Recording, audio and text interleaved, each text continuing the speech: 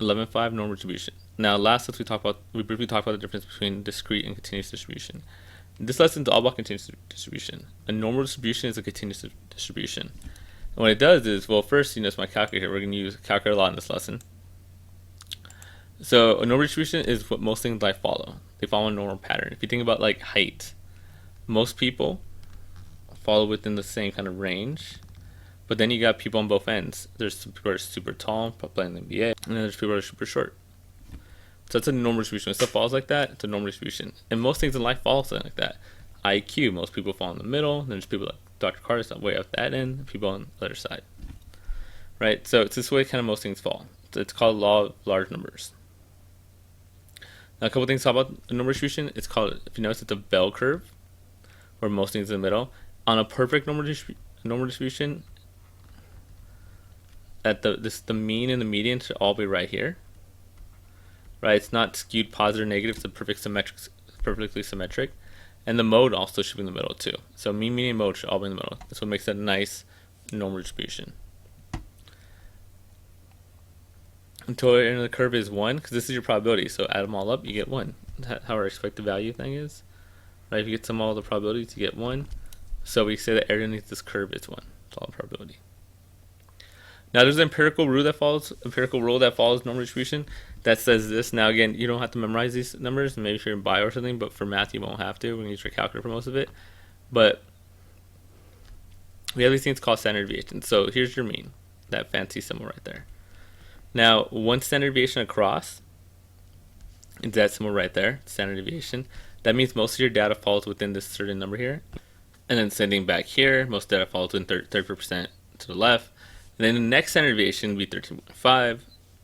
The next standard deviation of that would be even more, even less and less. So this is empirical rule. Now this says no matter what you're talking about, that's the general idea. So let's do a quick example of one using the empirical rule. Again, most numbers do this on a calculator. But here we go. First thing they tell you, it's a normal distribution. So like I know, it doesn't look like this curve. It's a normal distribution. That's a crap. Hopefully your curve is better than mine. The mean is 8.2, so that's the middle right here.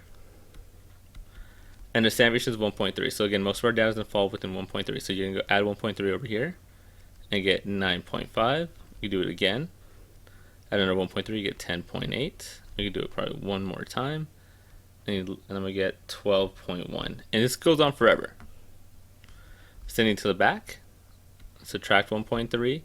I get 6.9. Subtract 1.3, 5.6. Subtract 1.3. I get 4.3. And again, it goes on forever that way also. So based on the empirical rule, again, we don't have to memorize. We're going to use our calculator for. This first two right here is 34% of our data is right there. And then it goes to about 13.5 and 0.02, 0.135, 0.02. And what that means is this: the odds of getting somebody that falls between 8.2 and 9.95 is 34%. Odds of someone falling between 6.9 and 9.5 is 68%. That's all it kind of means, right? It says find the range of values that represent the middle 95. Now let's look up here. The middle 95 is right after, it's in between 13.5. It's like you add up the middle 4. So for that one, we'd have from here to here. That's the range of 95%. So it'll be 5.6 to 10.8. That's something I'm gonna care about more. What's the probability that you're less than 4.3%? Or like not less than, you're less than 4.3. So that's this right here. Now there's a couple ways you can do this. You can add all this up and subtract that, or here's a couple hints. Halfway is always 50%. The side of this half is 50% also. So I know it's on this bottom half. So I'm going to do 50% minus 0.34 minus 0.135 minus 0.02. And I'm going to get about 0.0015, I believe. And that's all you can be less than 4.3% here. So again, that's an empirical rule. That's how you do it based on percentage. I can do the same thing here. But we're going to move on. Let's do this one for fun. The heights of a 1,800 adults are normally treated with a mean of 70 inches and a standard deviation of 2.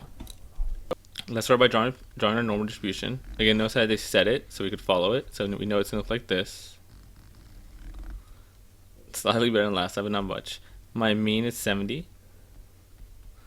My standard deviation is 2. So again, I'm going to go 2 each direction. So I'll go 2 up, 72, 74, 76. Go down by 2, 68, 66, 64. Now look at the question is, how many adults are between 66 and 74 inches? So 66 is right here, 74 is right here. So I got to add up all these percentages. I'm going to do that. We're going to do the empirical rule first. So again, we're not going to generally do it this way, but you can if you want.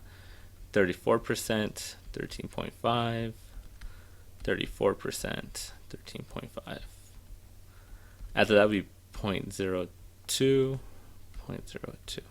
And we just care about 66 to 74, so we're going to add up all these values right here. So 0.34 plus 0.34 plus 0.35 plus 0.35. So right now you're going to get about 95%. So that's a percentage. But the question was, how many adults? Well, there's 1,800 total, so we're going to multiply that by 1,800. We get our value. Now look at the next one. What's the probability of random adults more than 72 inches tall? So they want more than 72. So they want 72 on. They want all of this. Now keep in mind, the easy way to do this is that we know this is 50 and this is 34. So 0.50 plus 0.34 is 84%. But I don't want that value, right? I want the other side. I want the opposite of that. All right, so we kind of have this going on right now. I want higher than this. But I know all of this is 0.84. So subtract from 1. So there's about 60% chance that randomly selected adults greater than 72 inches. Again, that's using the empirical rule. Now let's talk about doing it with the calculator. So let's bring the calculator out right here. We're doing normal distribution, so we have to go to distributions. And where's that at? Well, it's the blue button in this case. It's second of bars. So there in blue, it says distributions. We're going to hit second distribution.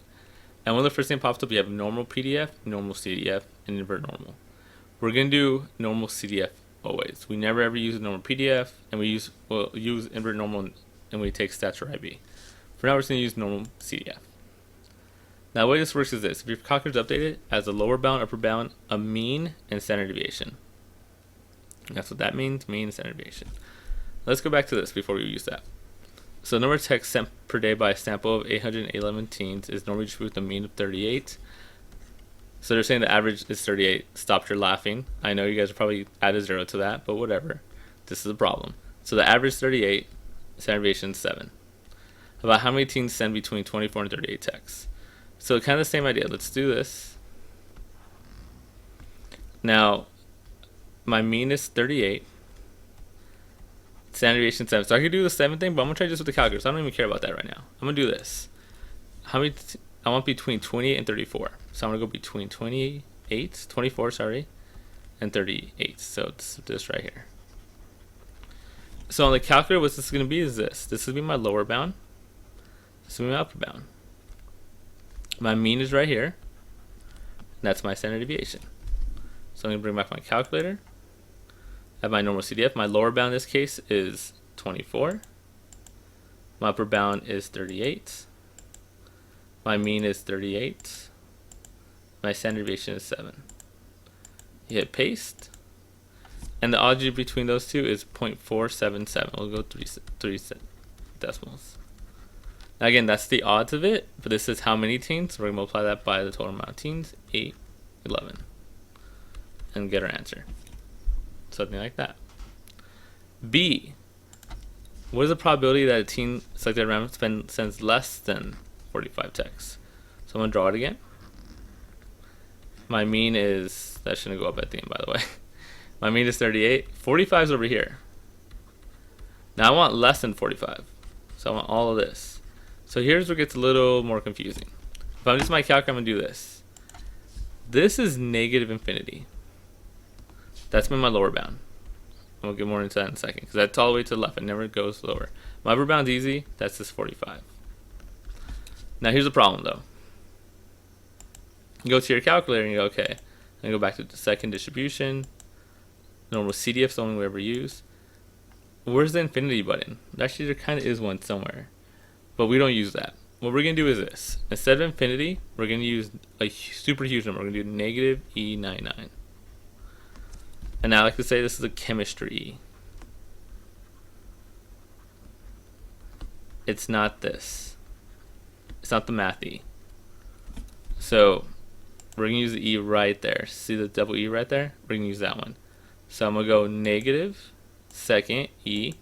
I'm going to put 99. That's just some super huge number. It's essentially negative infinity. And then we're going to go upper bound to be 45. Our mean is going to be 38. And our summation 7. It's all good. Hit that. About an 84% chance. 84.1. 0.841% chance that random selecting sends less than 45. Now that's the way to do it on a calculator. I could do this by hand. So 34, standard deviation is 8, so if you standard deviation is 7, so if you add you get 45. So this would have been 0.34. Halfway is 0.5, so you would add up 0.5 plus 0.34, and I get 0.84, right? So same answer. So some of these you can do both ways. You can do empirical rule if you have it down, or you can use your calculator. But some of them, which we're going to talk about next, you can only do with the calculator. Now this I'm going to skip right away. You do it more when you take stats or you take IB. You'll talk more about normalization.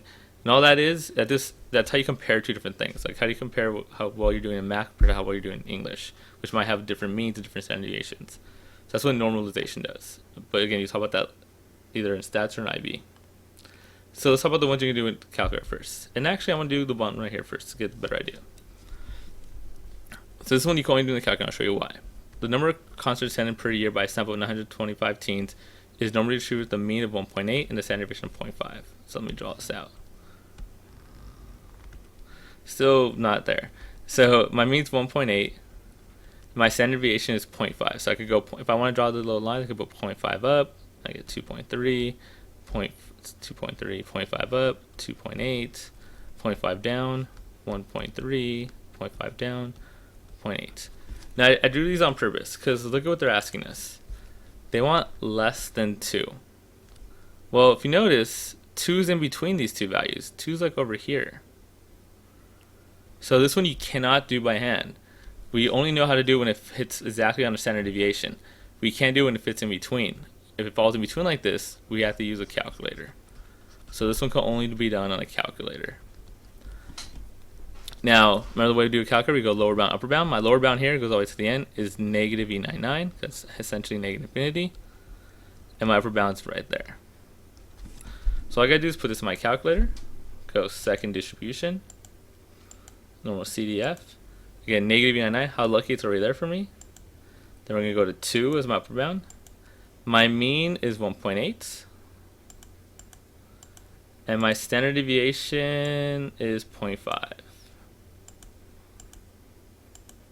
Hit paste, and you got about 0.655, about a 66% chance that a random selected team is be going to go to less than 2 concerts per year, just like when I was in high school. Sad life. Okay, B. Same idea. Now I'm gonna go between 1 and 3. Right. So same idea. Here is 1.8. Here's 1. Here's 3. I want to be in between those two. Again, notice it doesn't follow with these values. So use a calculator. This is probably the easier one. Lower bound is 1. Upper bound is 3. Easy. Probably went to one concert when I was in high school. Not per year. Okay, so second distribution, normal CDF. So now my lower bound's going to be 1. Upper bound's 3. Everything else is all set. Hit enter. The odds you're going between 1 and 1.3 per year is about 0.937. So they're saying there's a 94% chance that you go between 1 and 3 concerts per year. So again, that's how you do it in a calculator. Let's do one more. That's this one right here. So this one, the reason I want to do this one first because the numbers are a lot bigger, but the same idea. So your mean is 31,000. Your standard deviation is 1644. Find the probability between these two. I like to draw it. It's 31,000. This is 30,000 to the left of it. 32,000 is right bigger than it, so to the right of it. Lower bound, upper bound, plug it in. And I'm actually gonna skip down because I trust you guys to do it. We haven't done one like this before, that's why I want to do this one. This is the last one we're doing today. What's the odds you're greater than 35,000? So my mean is 31,666, and I want more than 35. So 35 is over here somewhere, 35,000. And I want more than, I want to the right side. So we haven't done one before. Now if you notice, my lower bound right here is 35,000. My upper bound is basically infinity. Again, we can't do infinity, so what we're going to do this one, well, similar idea as we did down here. When it's on the left side, you do negative E99. When it's on the right side, we're going to do positive E99. Again, that's just like a super huge number. It's essentially infinity. So we're going to get our calculator, second distribution, normal CDF. Lower bound is 35,000. Upper bound is going to be E99. So again, it's not the E like this. It's not a math E. It's a chemistry, that one right there. 99. Mean is 31066. And standard deviation is 1644. So this is saying the odds the traveling tires can last more than 35,000 miles is a measly 0.008. So you have less than 1% chance your tires can last more than 35,000 miles. And that's normal distribution.